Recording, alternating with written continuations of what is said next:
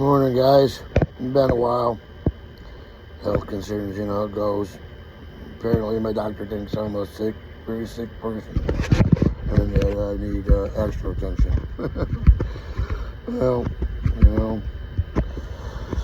I'm watching this stuff going on. I was actually pretty triggered when that idiot tried to shoot former President Trump. It's kind of a footnote on what's happening in this country these days. And then all of a sudden we got Kamala Harris jumping in the ring there and everybody's supporting her. That was kind of weird because we don't see Joe from his undisclosed health emergency. And then all of a sudden on X of all places, we get Joe supports Kamala. I mean, he couldn't do that on the POTUS's actual page. Seems like maybe Kamala's people jumped the gun and forced Joe into a situation he couldn't get out of. I don't know. All I know is if you support that woman, we got serious issues in this country. That woman, I wouldn't let her scoop dog crap from the local park. I think she'd screw that up too. These elites, I tell you, they just have no clue. They tried killing Trump, and that didn't work. I mean, it's the same game plan that the Clintons played for years. You know, try and cancel. Then if canceling doesn't work, then we try throwing charges at him. Trump was too rich. Unlike us, we would end up with the charges. The charges didn't work. Then they became even more powerful. So the next step is the final solution, which is to try and kill him. And they attempted that and fucked that up too. So here we are. I'm really I'm utterly stunned that this is the best the Democrats can come up with is Kamala Harris. Really? She's already, if you go back into her senatorial history, she was a proud of her being the first Indian American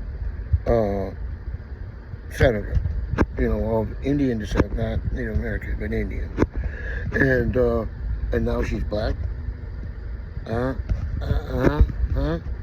I guess kind of like Joe, maybe she's a panacea of everything, you know. Whatever she needs to be, she's been there and she's done that, and she is that. I know her big thing now is, you know, vote for me or you're a racist and a sexist. Okay, well, then I must be a sexist and a racist because I'm absolutely not going to vote for that woman. I've voted for every presidential candidate since Ronald Reagan in 1980. And that woman is definitely not on my list for anything. I mean, I wouldn't even let her be a maid at the White House. She's a piece of work. She don't want to talk about the 1,500 black Americans that she threw in the hoosh cow and used for slave labor in California for marijuana charges. No, she won't talk about that, but she'll laugh about, you know, how she used marijuana. Seems kind of a two-tiered system at work here, eh? It's okay for me. You know, it's like that parent thing, you know. Do as I say, don't do as I do. You know, I'm a little old for that. I'm, you know, over 60 now, and I don't need to hear that shit.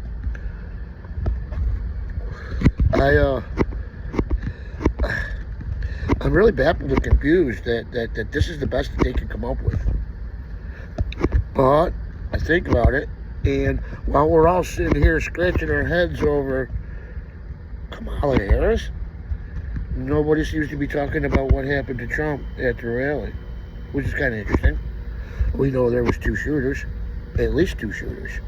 We know that they found 5 casings up on the roof there, and the other 3 didn't just fall off, and they didn't find them.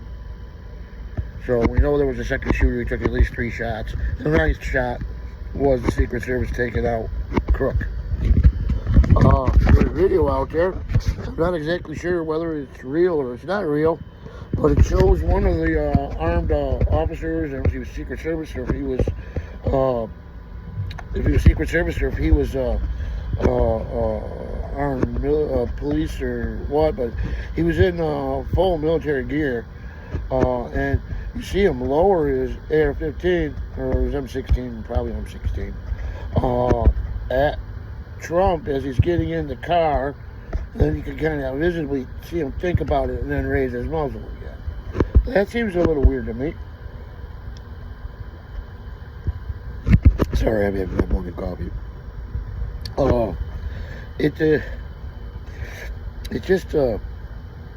This stuff has to end. I mean, and we got all these issues, and we got all these screwed up kids running around, and everybody's fighting for what they want, what they think is right, and I get it. I get it. I saw this shit when I was young, growing up in the 60s. Okay? Been through this, done this, been there.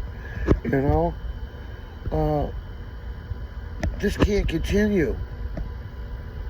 We have real enemies in this world that would like to see nothing more than all of us choking in our own blood. This isn't about transitioning and pronouns and whatever other bullshit you come up with to make you feel better.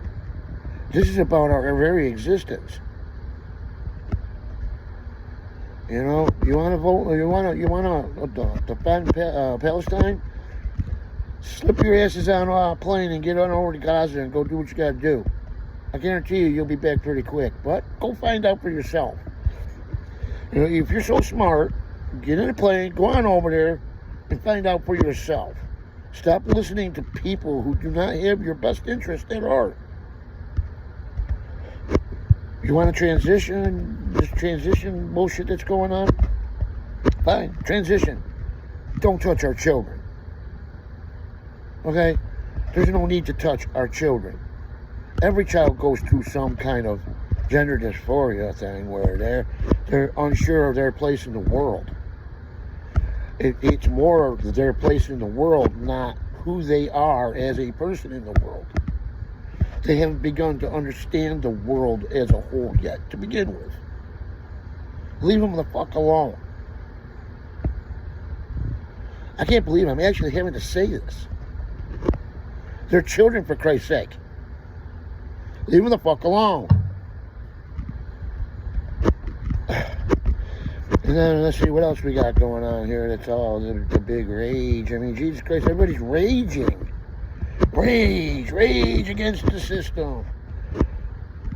Why don't you inform yourselves before you stick your head in a meat grinder? You know, there's a lot of people in this country and a lot of opposing views. I don't run around tearing up Biden flags or Kamala flags or posters or whatever that is. I don't do that. I don't go confronting people who have a different political point of view, or not even a political view, a different point of view from me. It's not, they want us to be about gender, about color, about race, about creed, about, anything that will divide us. And that, our country's motto is E pluribus unum for a reason. And for you college uneducated out there, E pluribus unum means out of many, one. How does diversity come into that? What makes us great as a people is that all types of people with all different views come together as a one person, as one people. And when we do that, then we become great. We don't become great because we got this many women doing this, and this many blacks doing this, and this many, transes doing this. That's not how it works. I guarantee you, even one of you guys that are out there raging out in the streets right now, and if you had your own business and your ability to eat depended on how well that business did, you wouldn't have time for this crap. I'm sorry that higher learning failed you. Maybe you should have thought about something besides gender dancing for a fucking major. Maybe you should have thought about what am I going to do when I get out of college? Instead of, let's party and let's just rage against the system. Stop blaming everybody else for your problem. You know, to give you an example, and my mother's still alive. I love her to death. She's my mother. She's 15 years older than me. She was 9 days away from 16, but technically she was 15 when I was born. So I'm kind of like a baby boomer / Gen X. But I'm definitely Gen X in the fact that my mother didn't put up with any of this, shit from me. If I had a problem, she expected me to figure it out. One issue I can remember coming home, this kid had been picking on me in school. He had just made my life miserable. I'm in like 5th or 6th grade, okay? I think I was going to Catholic school. And he just made my life just hell. So we get off the bus and he pushes me and we end up getting into a fight. So here we are rolling to the Stones, right there at the front of, right there by the bus. I mean, it took seconds after we got off the bus before this started. The bus driver was trying to break us up. My mother, I remember her coming out, she come flying down the driveway. She grabbed that bus driver, pulled her back. She goes, this has been happening, or this has been going on for a long time. You let him go. He was beating my ass. But I fought back. Me and him ended up being good friends. It's funny. A lot of the people that I had disagreements with over the years, serious disagreements with, ended up being some of the best people I know. You might want to think about that the next time you're out there trying to put a stick or a piece of metal up against some fellow American's head. Maybe you might want to think about if it's your car that's burning, or if it's your building or your business that's on fire or getting looted. A little walking in somebody else's shoes for even a couple steps might bring this country a long way. Back to my original point. If you think Kamala Harris is the best that America has to offer as far as the President of the United States, get some therapy. Trump may not be the very best we've got in the country, but he is at this time. And we can't go on woulda, shoulda, coulda. It's too dangerous now. China and the Soviet Union, well, I say Soviet Union because that's who we fought in the China and Russia are now re-teaming up. North Korea and Russia are now re-teaming up. This seems like the 60s all over again.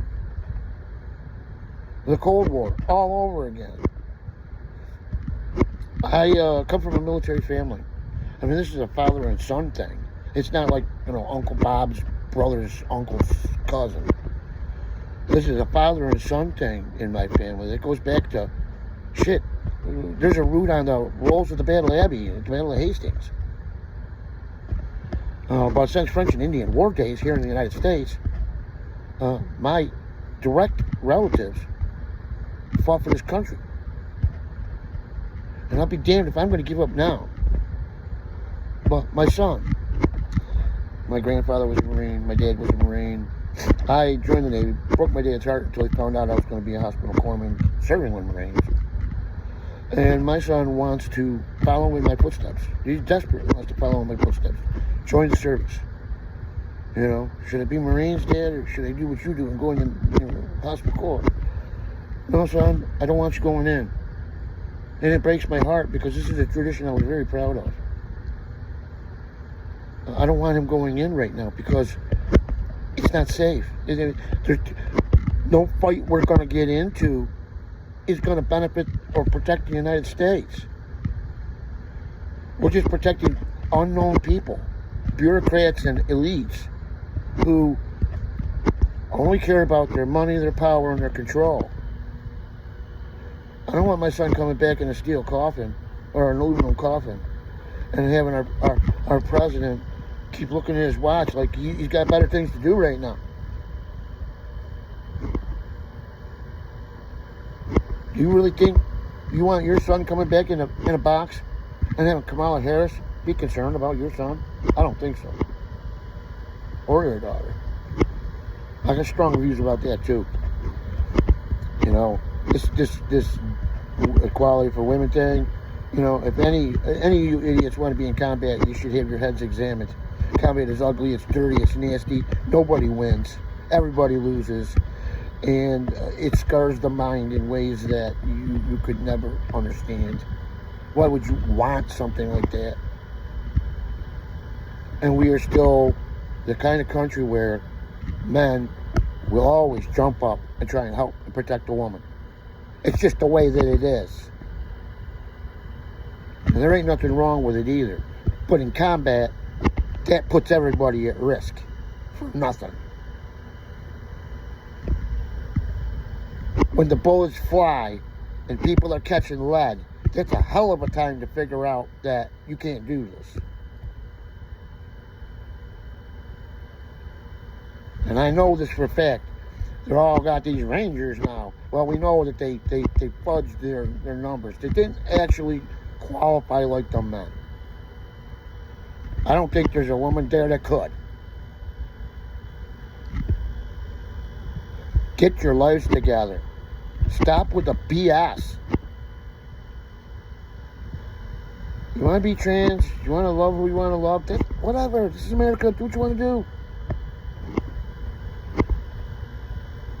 But don't, just because you want something or you feel a certain way, doesn't mean that I got to feel that way.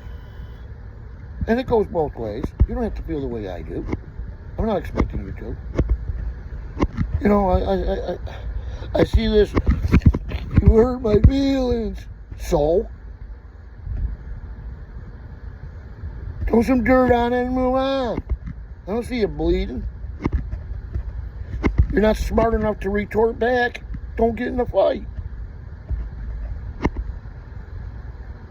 But don't go around beating on each other because they don't think the way you do. This high mentality. That's why we're Americans. Because we get to think the way we want to think, not the way people want us to think. And again, if you think that Kamala Harris is qualified to be more than a cleaner in a house, then you go ahead and vote for her. Don't come running to me when gas prices are $8 a gallon and you can't buy a single egg for more than $4 an egg. And I don't want to hear it. So I'll just go back to hunting again. I know there are plenty of wild game and wild vegetables, and I'll be just fine. Don't come knocking on my door looking for food and shelter because you got her, or you voted for her, you got her. Go run to her. See if she gets your best interest at heart. Because I guarantee you she won't. I can't believe I have to say this to Americans these days. To be American. Love your brother. Love your sister. Don't judge. Keep your opinions to yourself if they're against their norm. Don't hurt somebody because their opinions are different than yours. What are we, 3? Alright. I'm going to stop for here. I love all of you. I don't care what your color, your creed, whatever. I don't care who you love, who you don't love. I don't care. I love you all because you're American, like me. We're all one people here. We're not a diverse country. We're Americans. We're a melting pot of all kinds of different things. That's what makes us great. But it's not about diversity. It's about qualification. Smart. Not book smart. Alright. I love y'all. Hopefully we'll sort this out in November. Peace.